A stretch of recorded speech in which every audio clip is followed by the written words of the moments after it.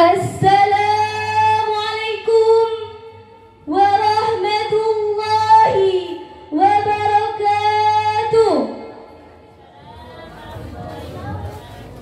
Bismillahirrahmanirrahim. Alhamdulillahi rabbil alamin. Assalatu wassalamu ala ashrafil anbiya'i wal mursalin Sayyidina wa maulana Muhammadin wa ala alihi wa sahbihi ajma'in. Amma ba'du. Yang mulia para alim ulama, para guru, dewan juri, dan seluruh hadirin hadirat rahimakumullah. Puja, puji dan syukur kehadirat ilahi Rabbul Izzati atas segala nikmat tak terhingga kepada kita sekalian, terutama nikmat iman dan kesehatan. Salawat dan salam kita haturkan keharibaan junjungan terkasih manusia paripurna Rasulullah Muhammad sallallahu alaihi wasallam. Dalam kesempatan yang baik ini, saya akan menyampaikan pidato dengan judul Nasionalisme dan Patriotisme Kaum Santri. Hadirin rahimakumullah. Kita patut bersyukur bahwa Allah Subhanahu wa Ta'ala telah memilihkan buat kita negeri yang indah, terhampar bagai zamrud khatulistiwa Indonesia, dan kita juga dibersamai dan dibimbing para ulama yang hebat-hebat dan tokoh-tokoh bangsa dengan mayoritas muslim berfaham Ahlus Sunnah wal Jamaah. Di negeri kita tercinta ini, hubungan Islam dan nasionalisme sudah selesai. Keduanya teranyam indah di bawah panji Ahlus Sunnah wal Jamaah. Nilai-nilai agama terangkai manis dengan nilai-nilai kebangsaan. Seseorang bisa menjadi muslim sejati dan sekaligus menjadi nasionalis sejati. Hadirin rahimakumullah. Di timur tengah sana yang disebut sebagai asal muasal lahirnya agama Islam, hubungan agama dan nasionalisme terus diperdebatkan, bahkan dipertengkarkan hingga hari ini. Pada tahun 1928 di Mesir, Hasan al-Banna mendirikan sebuah gerakan dakwah bernama Ikhwanul Muslimin.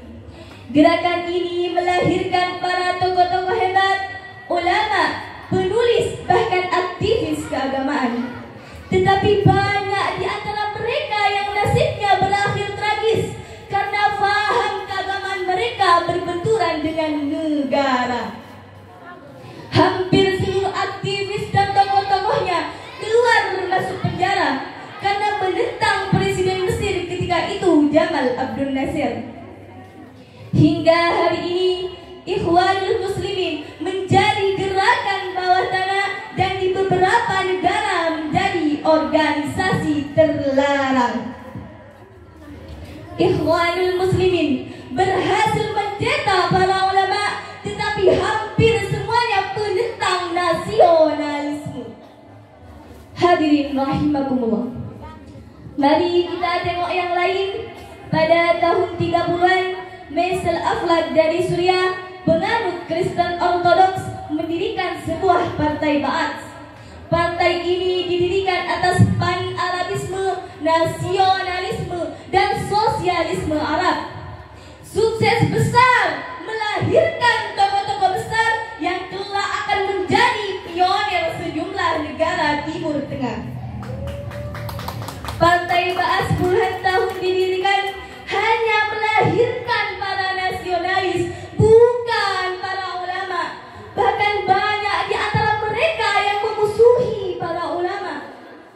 Ikhwanul Muslimin hanya melahirkan ulama-ulama yang rata-rata anti nasionalisme. Karena itu para hadirin, bangga kita sebagai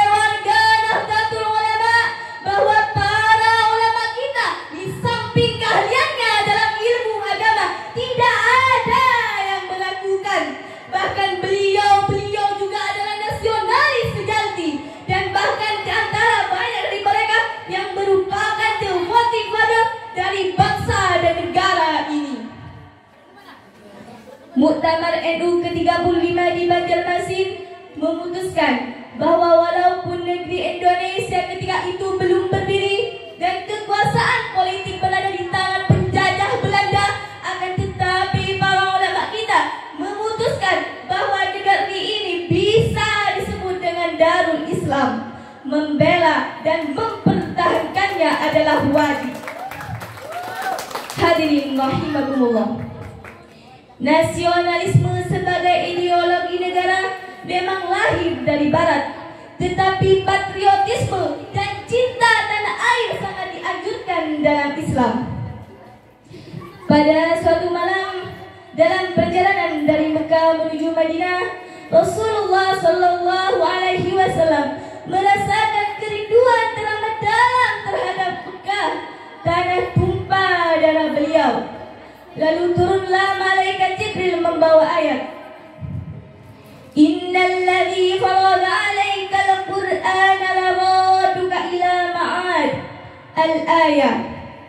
Artinya, sungguh zat yang mewajibkan atasmu melaksanakan hukum-hukum Al-Quran benar-benar mengembalikanmu ke tempat kembali. Syekh Ismail Haqqi Al-Hanafi dalam tafsir Ruhul Bayan ketika menafsirkan ayat ini menyatakan, wa fi tafsiril ayah isyaratun ila anna hubbal watani minal iman wa kana alaihi salam yaqulu kathiran al-watan fahaqqallahu su'la.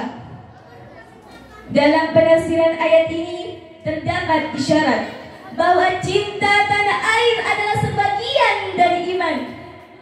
Betapa seringnya Rasulullah Shallallahu Alaihi Wasallam mengucap, duhai tanah airku, duhai tanah airku. Lantas Allah mengabulkan kerinduan beliau terhadap tanah air beliau, yaitu Mekah. Hadirin rahimakumullah.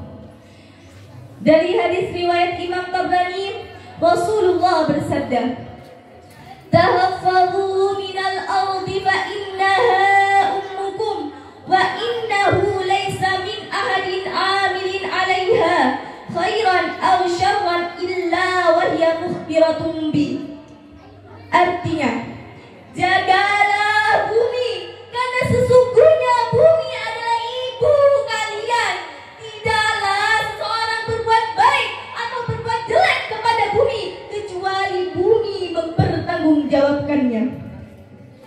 Dari hadis seperti ini kita bisa mengerti mengapa para pendahulu kita menyebut negeri Indonesia ini sebagai ibu pertiwi. Karena dari sinilah kita hidup dan di atasnya kita melaksanakan kewajiban-kewajiban agama kita. Kita menghirup udara Indonesia. Kita meminum air dari bumi Indonesia. Kita bersujud di atas tanah Indonesia. Dan kita akan mati dan insya Allah akan dikubur di bumi Indonesia. Hadirin rahimakumullah.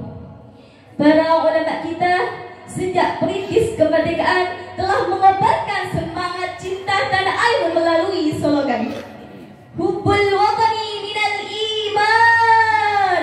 Cinta tanah air adalah sebagian dari iman. Dengan argumen seperti ini, kita wajib mencintai negeri ini, negeri yang indah, gemar kalau jinawi, negeri yang oleh orang barat disebut sebagai potongan surga yang jatuh di bumi. Nasionalisme dan patriotisme adalah sumber energi untuk membangun dan menjaga Indonesia, untuk melindungi dan merawat Indonesia. Demikian yang dapat saya sampaikan.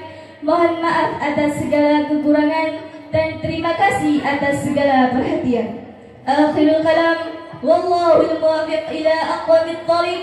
Wassalamualaikum warahmatullahi wabarakatuh.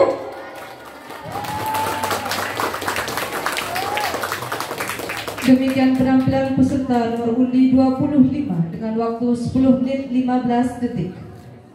Nomor tunggu selanjutnya nomor undi 26.